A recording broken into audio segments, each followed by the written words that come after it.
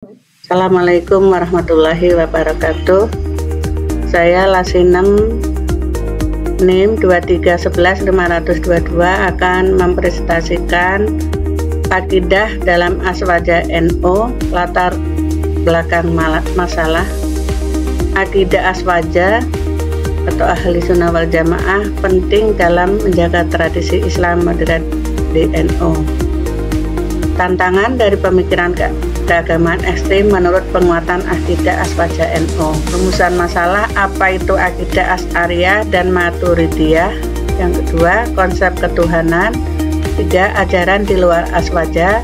4, fikih 4 mazhab. 5, pengertian ijtihad dan qiyas. 6, hukum-hukum praktis. Akidah Asy'ariyah dan Maturidiyah. Asy'ariyah, sifat Allah tidak disamakan dengan makhluk. Iman melibatkan hati, lisan, dan amal. Kalau Maturidiyah yaitu peran akal lebih ditekankan pada iman berdasarkan pemahaman rasional dan wahyu. Konsep ketuhanan. Tauhid termasuk keyakinan pada keesaan Allah, meliputi rububiyah, pencipta, uluhiyah, satu-satunya yang disembah, asma wa sifat, nama-nama. Sifat-sifat Allah yaitu sifat wajib seperti wujud, kekal, mustahil, lenyap atau lemah, dan jaiz, Allah bebas berkehendak. Tinjauan ajaran di luar Aswaja. Salafiyah Wahabi menolak bid'ah, perbedaan pada interpretasi sifat Allah dan tasawuf. Syiah berbeda dalam konsep kepemimpinan, imamah, dan sikap terhadap sahabat. Islam liberal, penafsiran lebih konseptual terhadap syariat. Kalau Khawarij, pandangan ekstrim terhadap dosa besar.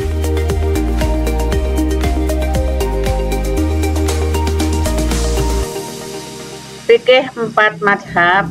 1. Mazhab Syafi'i menekankan penggunaan Al-Quran, hadis, ijma', kesepakatan ulama, dan qiyas, analogi.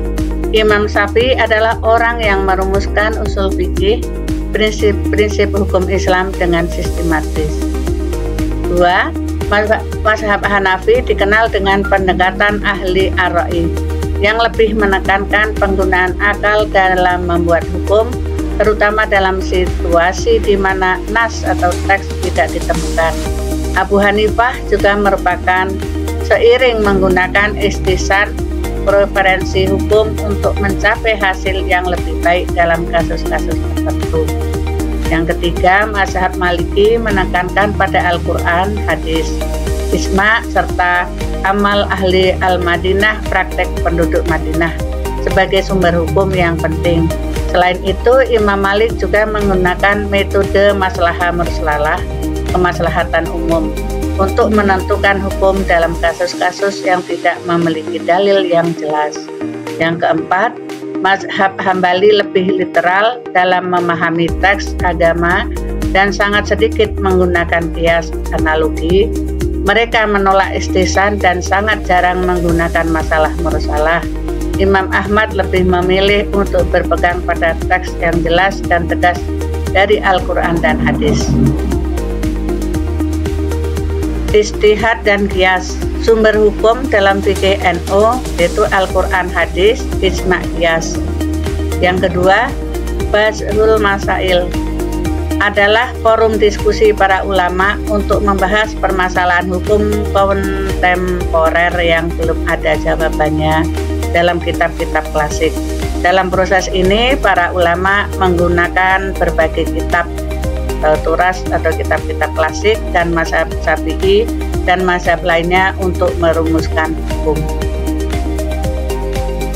Hukum-hukum praktis itu ibadah, termasuk sholat, puasa, zakat, dan haji. Muamalah itu jual beli, hutang piutang, perbankan syariah. Munakahat meliputi pernikahan dan perceraian, jenazah, qisas, hudud, dan takzir.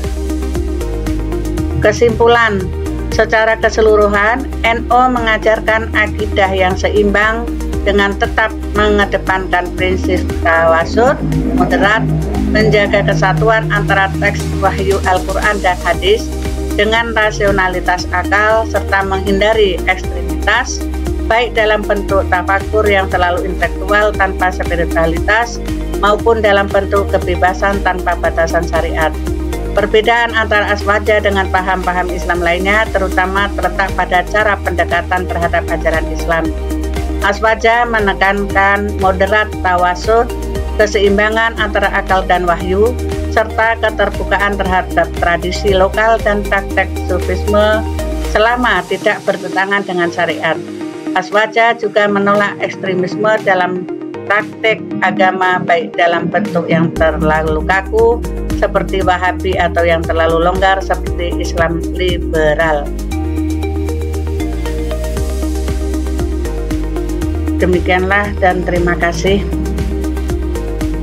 kepada Bapak Profesor Ahmad Muhlisin dan teman-teman, semoga kita mendapatkan barokah dan ilmunya manfaat. Amin.